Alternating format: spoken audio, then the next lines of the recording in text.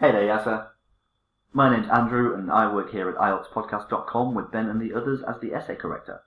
Thanks for submitting your trial correction on international marketing. These essays are great for testing students' topic-specific vocabulary on the subject of globalization. Not only is this the reason that IELTS exists, but this topic always appears on the exam alongside other subjects such as technology, law, and education. These corrections are very good for guiding you towards producing good academic writing. But if you would like to make significant improvements to your writing ability, normally it takes repeated corrections over time. Only in this way can you really learn to spot your own mistakes and stop making them in the future, to allow you to sit the exam in a much more confident manner. But for now, let's read through sentence by sentence and see what we can do for you. I would say here transformed. So in recent years, globalization has transformed the economies, plural, of many countries. So I would remove this comma and say, with the introduction of multinational companies.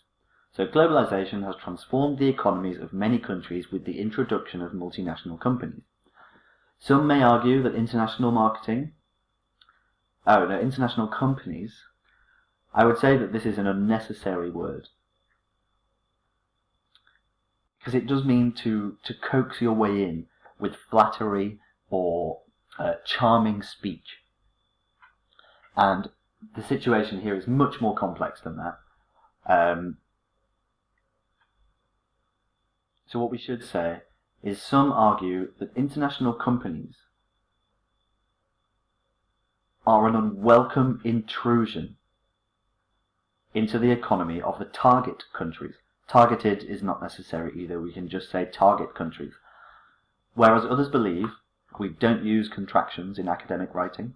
Contractions are for making speech smoother, but in academic formal writing we never ever contract any words. So we could say, whereas others believe this is a necessity and an inevitable outcome of globalization. Good. In this essay, I will discuss both sides of the argument. On the one hand, intercontinental corporations possess money and power to force themselves into the economy of developing countries, causing major changes in market trends and the spending habits of the local population. The switch from national-based businesses, let's say the switch from locally focused businesses to a more open market strategy has had deleterious effects, forcing some local businesses to close due to an inability to compete with larger companies. Big is too informal to use in academic writing.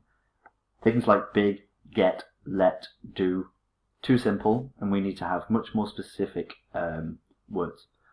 But with big, we can always say large or larger. In addition,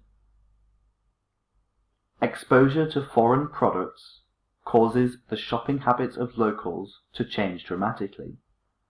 For instance, obesity rates spiked in China, or obesity rates have surged in China since the early 2000s, as people switched from eating a traditionally healthy diet to consuming American fast food,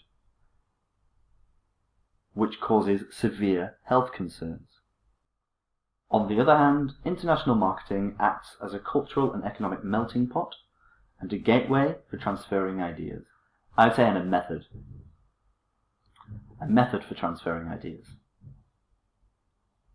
Franchising an industry overseas requires proper training for the recruits in the destination country, and this creates additional jobs as well as enhancing the skills of local workers. For example, in 2005, the Japanese Toshiba company opened the largest electronics assembly plant in the Middle East, in Egypt. This, in turn, created around 5,000 jobs and assisted in boosting the local economy by decreasing unemployment.